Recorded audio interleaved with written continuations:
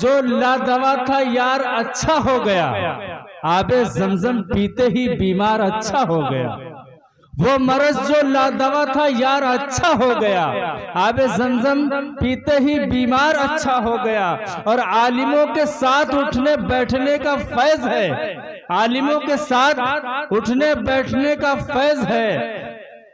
तरबियत अच्छी हुई घर बार अच्छा हो गया, तरबियत अच्छी हुई घर बार अच्छा हो गया। आइए बगैर किसी तमहीद हमारे दरमियान हजरत मौलाना मोहम्मद साजिद साहब नदवी दामत बरकातुहुल आलिया तशरीफ फरमा है। मैं बहुत ही अदब और एहतराम से उनसे इल्तमास करता हूँ कि मौसूफ तशरीफ लाएं और मुख्तसर वक्त में अपनी गुफ्तगू मुकम्मल फरमाएं। हजरत मौलाना साजिद साहब नदवी दामत बरकातुहू। इन्नल हम्दुलिल्लाह नहमदुहु व नुसल्ली अला रसूलिहिल करीम, अम्मा बाद। क़ाल अल्लाहु तबारक व तआला फ़िल क़ुरआनिल मजीद वल फ़ुरक़ानिल हमीद। अऊज़ु बिल्लाहि मिनश शैतानिर रजीम। बिस्मिल्लाहिर रहमानिर रहीम। क़ुल इन कुन्तुम तुहिब्बूनल्लाह फत्तबिऊनी युहिब्बुकुमुल्लाह व यग़फ़िर लकुम ज़ुनूबकुम वल्लाहु गफ़ूरुर रहीम।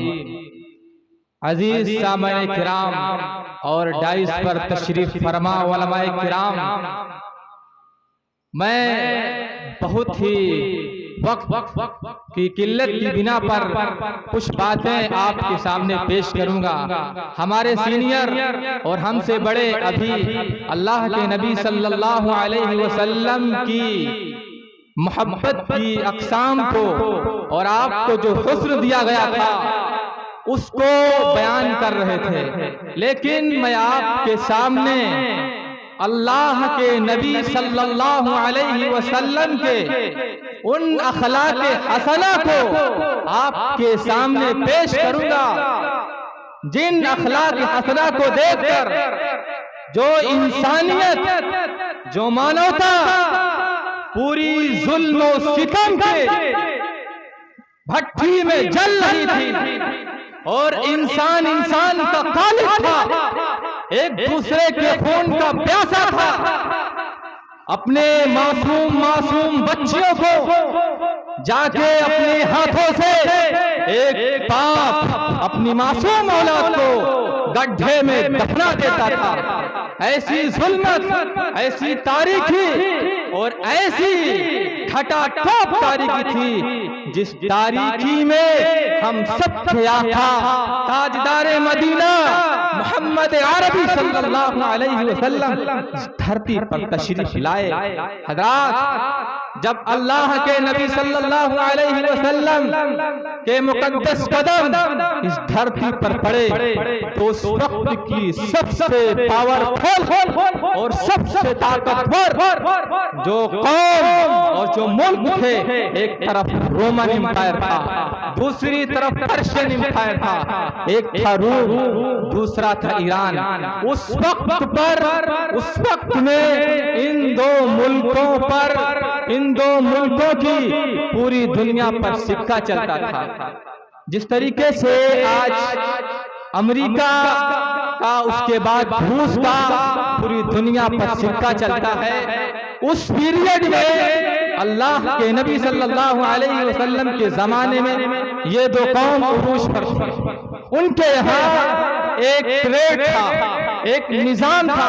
आपको मैं समझाना चाहता हूँ कि अल्लाह के नबी सल्लल्लाहु अलैहि वसल्लम के आने से पहले इंसानियत और मानवता और बशरियत और लोग इस कगार पर खड़े हुए थे, लेकिन हम सबके आका जब तशरीफ लाए तब लोगों में एक अचानक इनकलाब बर्पा हुआ।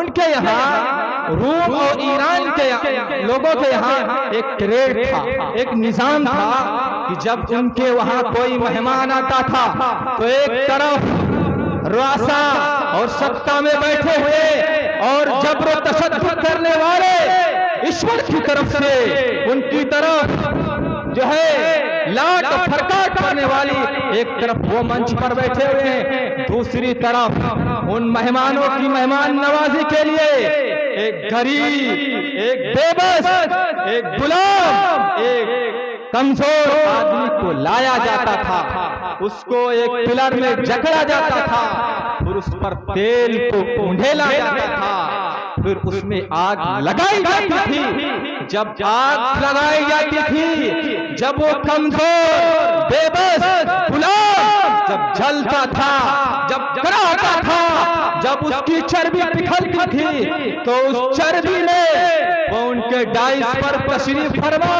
रुआसा और जालिम हुक्मरा और सत्ता में बैठे हुए हुक्मरा तो कहे कहे मारते थे और हंसते थे। ये थी इंसानियत, ये था मानवता के साथ इस धरती पर सबसे खतरनाक जुल्म, जो कि ईश्वर और गॉड और लाश सबसे कसब करने वाली चीज थी। लेकिन जब हम सब थे आका ताजदारे मदीना आमना तिलाल खत्मुर रसूल सय्यिदुस सुबल महबूबे किबरिया सल्लल्लाहु अलैहि वसल्लम इस धरती पर तशरीफ लाए और अपने मुकद्दस कदम इस धरती पर रखे, तो मैं आपको सिर्फ एक वाक़ये से समझाना चाहता हूँ कि किस तरीके से एक वाहिद शख्स जिस धरती पर तशरीफ लाया था, उस सरजमीन पर उस बैतुल्लाह के अंदर 360 खुदाओं की परस्तिश की जा रही थी। उनकी हाजत को पूरा करने वाले अलग अलग बुत थे। उस पीरियड में उस वक्त में अगर एक अल्लाह, एक ईश्वर, एक गॉड और एक लाट का सामने झुकने का हुक्म दिया जाए तो लोगों को कैसा लगेगा? मैं आपको एक मिसाल से समझाना चाहता हूँ कि किस तरीके से अल्लाह के नबी ने इस पूरी इंसानियत को दीन की तरफ लाया। मैं एक वाक़या बताना चाहता हूँ कि अल्लाह के नबी सल्लल्लाहु अलैहि वसल्लम जब लोगों को प्यार मोहब्बत से इस्लाम की तरफ दावत देना शुरू किया तो लोगों को ये बात बहुत अजीब लग रही थी, बहुत नागवारा लग रही थी कि नाउज़ बिल्लाह, ये कौन सा ऐसा शख्स है जो हमारे 360 बुतों को झुकला रहा है और एक अल्लाह के सामने झुकने का हुक्म दे रहा है। कहते हैं आप उसी एक अल्लाह से अपनी हाजत को मांगिए। लोग अपने घर बार को छोड़, अपने घरों को छोड़ कर जा रहे थे। एक बूढ़ी औरत अपने घर का सामान और अपना वतन यानी मक्का को छोड़कर चल दी। जब अल्लाह के नबी सल्लल्लाहु अलैहि वसल्लम ने उसको देखा कि अम्मी जान आप कहाँ जा रहे हैं? कहा बेटा नाउज़ बिल्लाह, इस शहर में एक ऐसा शख्स आया है जिसके दीन को सुन सुन कर मेरे कान पक गए हैं और मैं अपने देश और अपने वतन को छोड़कर दूसरे मुल्क में जा रहा हूँ। तो कहा अम्मी जान चलिए हम आपको आपके मंजिल मकसूद तक पहुंचा देते हैं। उस बूढ़ी औरत के पास एक लकड़ी का गट्ठर था। उस लकड़ी के गट्ठर को अल्लाह के नबी ने अपने सर पर रखा और कहा अम्मी जान चलिए। अम्मी जान आगे आगे जा रही है, पीछे से अल्लाह के नबी सल्लल्लाहु अलैहि वसल्लम जा रहे हैं और रास्ते भर वो बूढ़ी औरत आपको अनाप शनाप गलत सलत बकती रही, आप सुनते रहे। जब मंजिल मकसूद तक पहुंचा दिया तो ये हमारा दस्तूर है, हर किसी की फितरती चीज है कि अगर आप किसी के साथ हेल्प करते हैं, किसी के साथ मदद करते हैं तो आपका तारुफ, आपसे इंट्रोडक्शन जरूर पूछेगा। उसी तरीके से उस बुरी औरत ने पूछा कि अम्मी की बेटे आप किसके बेटे हैं, आप कहाँ से हैं? कहा अम्मी जान आप जिसके धर्म को और जिसके दीन को और जिसके मजहब को छोड़कर अपने घर बार को जा रही हो, आखिर वो मजहब और वो दीन मैं ही लेकर आया हूँ।